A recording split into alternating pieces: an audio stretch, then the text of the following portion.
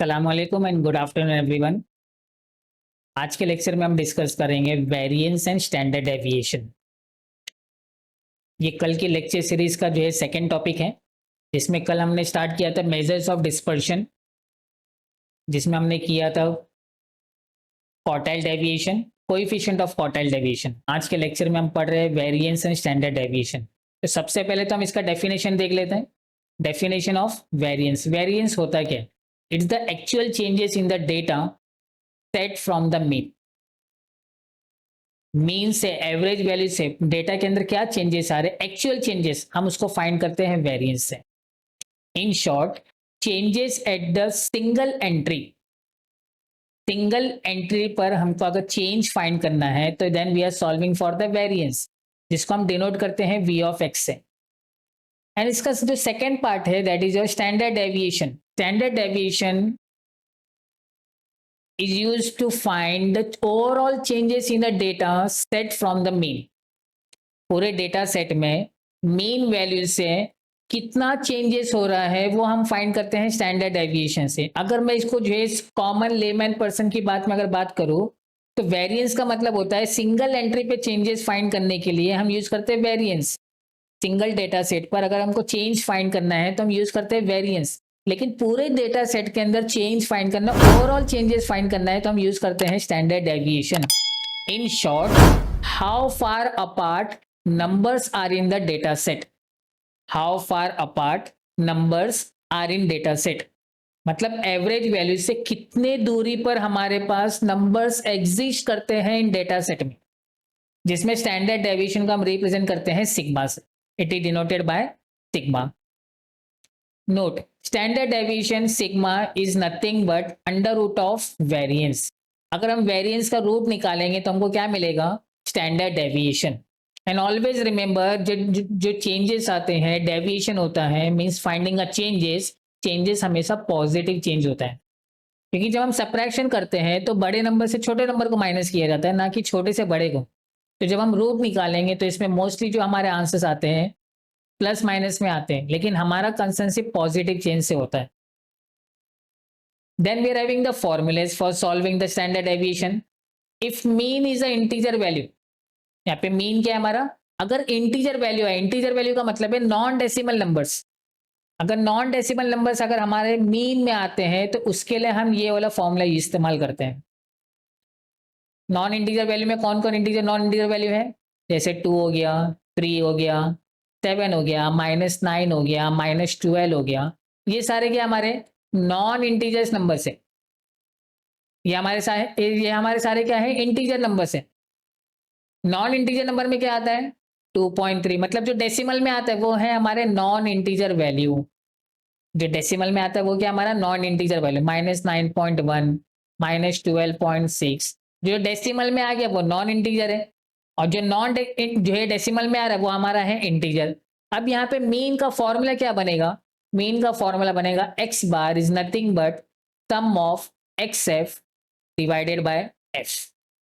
ये हमारा फॉर्मूला होता है एवरेज वैल्यू का, जिसको हम मीन भी बोलते हैं। तो मीन हम पहले निकालेंगे, मीन की वैल्यू डिसाइड करेंगे, कौन सा फॉर्मूला हम इस्तेमाल करेंगे, नंबर 1 और नंबर 2।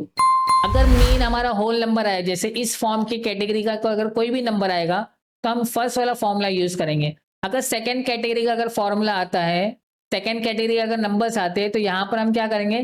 सेकंड फॉर्मूला यूज करेंगे। तो पूरा कैलकुलेशन आपके एवरेज वैल्यू पे डिपेंड करता है।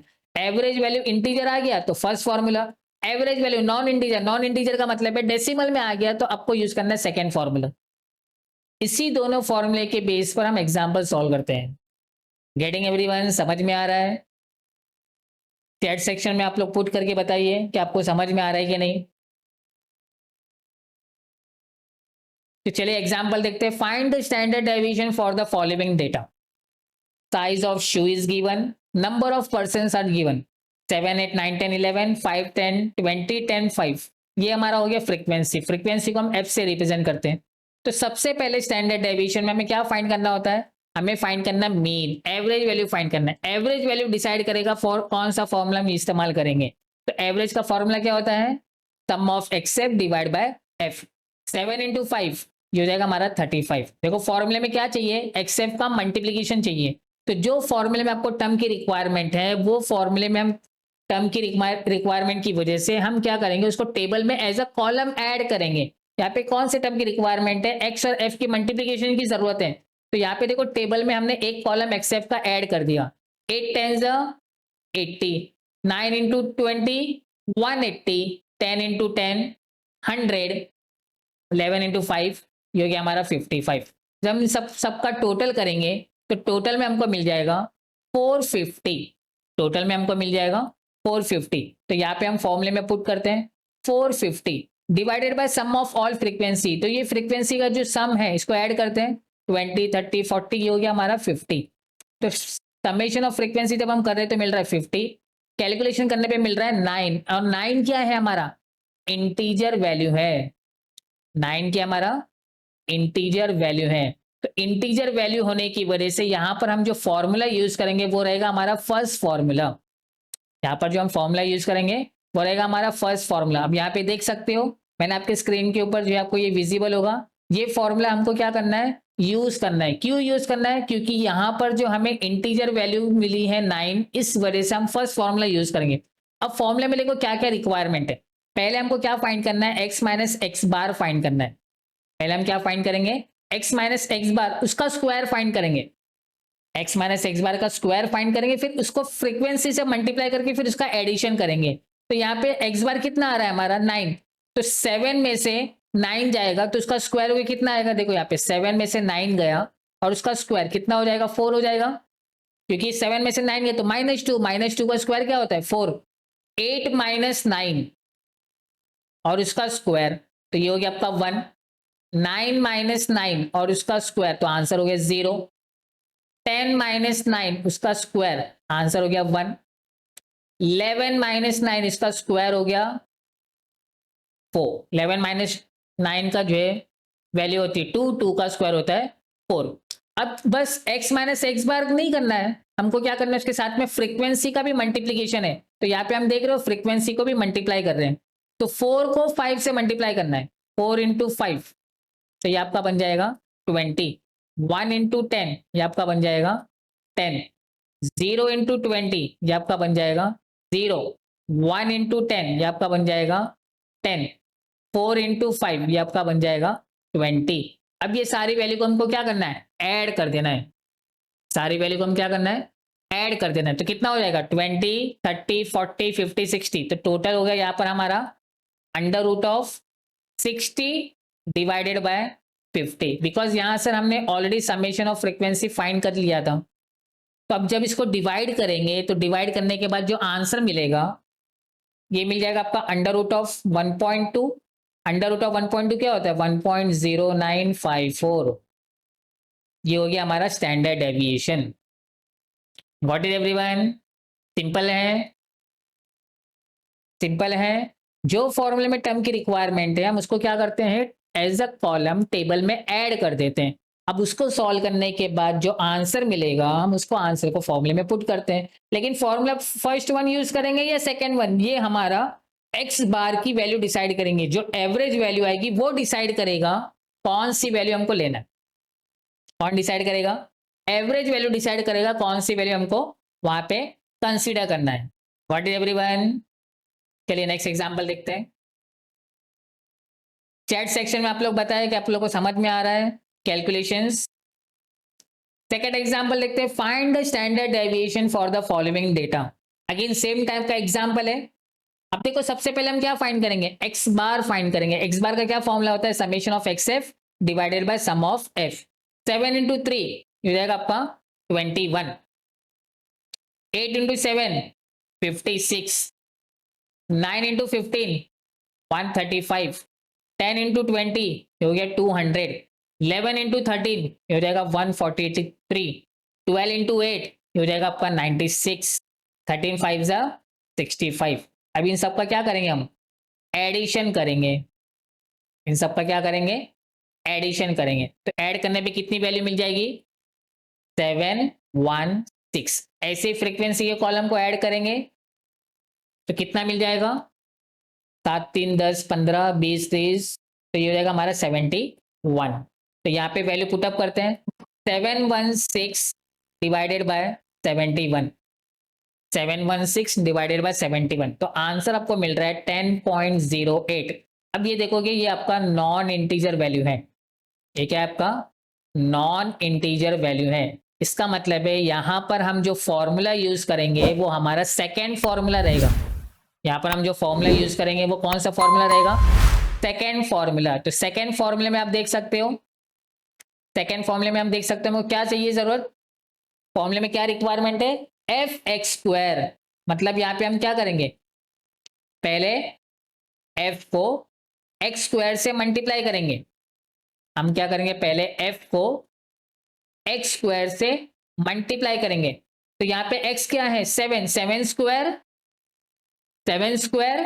49, 49 को आपको 3 से मल्टीप्लाई करना है। देखो यहाँ पे आएगा 3 मल्टीप्लाई बाय 7 का स्क्वायर, तो ये आपको आंसर मिल जाएगा 147। ऐसे ही फ्रीक्वेंसी है हमारे पास 7 और ये हो जाएगा 7 इंटू 8 स्क्वायर, तो इसका आंसर आपको मिल जाएगा 448।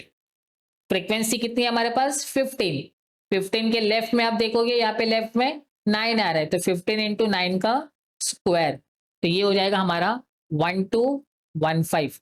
इसी तरह से जब आप कैलकुलेशन कंप्लीट करोगे तो आपको मिलेगा आगे आंसर 2000, फिर नेक्स्ट आंसर आपको मिलेगा 1573, नेक्स्ट आंसर आपको मिलेगा 1152 और नेक्स्ट आपको मिलेगा 845। तो ये सारे वैल्यूज का जब आप एडिशन करोगे तो आपको आंसर मिलेगा 7380। अब ये जैसे ही आपको वैल्यू मिल जाती है, अब इसको क्या करोगे, फॉर्मूले में पुटअप करोगे। तो ये हो गया हमारा अंडर रूट 7380 जो कि हमारा सम ऑफ एफ एक्स स्क्वायर है, minus divide by summation of F है हमारे पास 71 माइनस एक्स बार कितना मिला, आप यहां से देख सकते हो जहां पे मेरा कर्सर है 10.08 और उसका स्क्वायर। जब इसको आप सॉल्व करोगे तो आपको जो आंसर मिलेगा, आपको जो आंसर मिलेगा वो रहेगा आपका अंडर रूट ऑफ 2.3373। जब इसका आप रूट निकालोगे तो आंसर मिल जाएगा 1.5288, 1.5288। तो ये हो गया हमारा स्टैंडर्ड डेविएशन, ये हो गया हमारा स्टैंडर्ड डेविएशन। इजी है, इजी है, समझ में आ रहा है कैसे करना है। जो फॉर्मूले में रिक्वायरमेंट होगी उस कॉलम को हम टेबल में ऐड करेंगे। ऐड करने का मतलब है एक कॉलम हम एक एक्स्ट्रा बनाएंगे ताकि उसमें हम उस वैल्यू की कैलकुलेशन को लिख सकें, और जब वो पूरी कॉलम की वैल्यूएशन हो जाएगी तो लास्ट में जाकर के आपको क्या करना है, उनका करना है एडिशन। देखो ये सम की साइन लगाया, मतलब हम क्या कर रहे हैं, इस पूरे कॉलम का समीशन कर रहे हैं। व्हाट इज एवरीवन, क्लियर है। चलो नेक्स्ट एग्जांपल देखते हैं। Find the variance and the standard deviation for the following data. अब देखो इससे पहले हमने जितने एग्जांपल किए, मतलब 2 एग्जांपल किए, उसमें x के कॉलम में सिंगल वैल्यू थी। अब लेकिन यहाँ पे हमारे पास जो कॉलम है वो x का कॉलम में क्लास इंटरवल है, मतलब यहाँ पे हमें क्या करना पड़ेगा, सबसे पहले मिड वैल्यू फाइंड करनी पड़ेगी। तो मिड वैल्यू 0 to 10 की मिड वैल्यू क्या हो जाएगी 5, 10 to 20 में 15, फिर हो जाएगा 25, फिर हो जाएगा 35, फिर हो जाएगा 45। लेकिन हमारा जो मेन कैलकुलेशन होता है वो होता है हमारा एक्स बार, इसका फॉर्मूला है summation of X F divided by summation of F. तो यहां पर हमको क्या करना है, 11 इंटू 5 ये हो जाएगा 55, 15 इंटू 15 ये हो जाएगा हमारा 225, 25 का स्क्वायर ये हो जाएगा 625, 12 इंटू 35 ये हो जाएगा हमारा 420 और 7 इंटू 45 ये हो जाएगा हमारा 315। अब ये सारे डेटा को क्या करना है, आपको एडिशन कर देना है। तो जब आप ऐड करोगे तो इसका आंसर मिल जाएगा 1640, और ऐसे ही फ्रीक्वेंसी के कॉलम का जब हम समेशन करेंगे तो इसका आंसर मिलेगा 70। तो जब हम इसको हम वैल्यू को पुट करते हैं 1640 डिवाइडेड बाय 70, तो जिसके कैलकुलेशन के बाद आपको वैल्यू मिलती है 23.4286, 23.4286। 4286।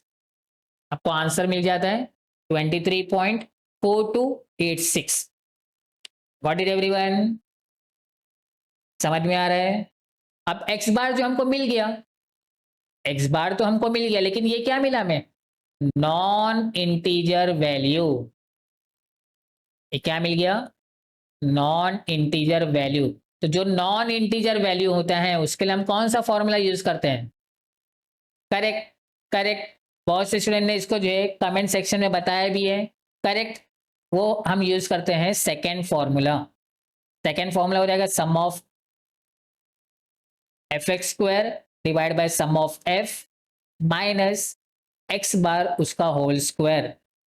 आप में से बहुत से लोगों ने आंसर भी दे दिया है। तो यहां पर हम क्या करेंगे, एक कॉलम ऐड करेंगे एफ एक्स स्क्वायर का, एक कॉलम ऐड करेंगे एफ एक्स स्क्वायर का। एफ कितना है? 11 है। एक्स स्क्वायर क्या हो जाएगा? 5 का स्क्वायर। तो 25 इंटू 11, 25 इंटू 11 ये बन जाएगा हमारा 275। ऐसे ही नेक्स्ट कॉलम, नेक्स्ट रो में आते हैं। फ्रीक्वेंसी है 15 से करीब हो जाएगा 15 का स्क्वायर, तो ये हो जाएगा हमारा 3375। तो इस तरह से जब हम एंट्री कंप्लीट करेंगे तो नेक्स्ट वैल्यू आएगी 15625। नेक्स्ट एंट्री आएगी 14700। नेक्स्ट एंट्री आएगी 14175, 14175। जब इसका हम एडिशन कर लेंगे तो आपको आंसर मिलेगा 48150। तो ये वैल्यू हम क्या करेंगे, फॉर्मूले में पुटअप करेंगे। तो ये हो जाएगा 48150 डिवाइडेड बाय 70 माइनस 23.4286 और उसका होल स्क्वायर, उसका होल स्क्वायर। जब हम वैल्यू को सब्स्टिट्यूट करके उसका स्क्वायर करेंगे तो आपको जो है डिवीजन और माइनस करने के बाद जो वैल्यू मिलेगी वो रहेगा 138.9578। जब इसका हम फाइनली रूट निकालेंगे तो आंसर मिलेगा 11.7880। ये मिल गया हमको स्टैंडर्ड डेविएशन। लेकिन आपको याद होगा क्वेश्चन में स्टैंडर्ड डेविएशन के साथ में वेरिएंस भी तो फाइंड करने बोला है। स्टैंडर्ड डेविएशन के साथ में आप देख सकते हो यहाँ पे वेरिएंस भी तो फाइंड करने बोला है। स्टैंडर्ड डेविएशन हमने तो निकाल लिया, लेकिन साथ में क्या निकालना है? वेरिएंस निकालना है। अगर आपको याद होगा ऊपर अगर हम नोट देखेंगे तो नोट में हमने क्या लिखा है? What is standard deviation? ये वेरिएंस का रूट होता है, मतलब रूट के अंदर जो वैल्यू लिखी जाती है उसी को हम बोलते हैं वेरिएंस। रूट के अंदर जो वैल्यू लिखी जाती है उसी को हम बोलते हैं वेरिएंस। तो यहाँ पे रूट के अंदर क्या लिखा हुआ है? तो यहाँ पे वेरिएंस हो जाएगा। देखो यहाँ पे रूट की वैल्यू हमने क्या लिखी है? ये क्या है हमारा? रूट की वैल्यू है, रूट के अंदर की वैल्यू है, इसी को तो हम वेरिएंस बोलते हैं ना। तो वेरिएंस कितना हो गया? 138.9578। समझ में आया? रूट के अंदर जो होता है वो वेरिएंस होता है, उसी को तो हमने यहाँ पे नोट डाउन किया हुआ है। तो एग्जामिनेशन में जब क्वेश्चन आते हैं तो स्टैंडर्ड डेविएशन और वेरिएंस दोनों अलग अलग नहीं आते, एक ही क्वेश्चन में स्टैंडर्ड डेविएशन और वेरिएंस पूछा जाता है। क्लियर है सबको? समझ में आ रहा है? आप सब लोग अपनी अटेंडेंस को चैट सेक्शन में पुटअप करिए। जितने लोगों की अटेंडेंस चैट सेक्शन में होगी उन्हीं की अटेंडेंस मार्क की जाएगी। Thank you everyone.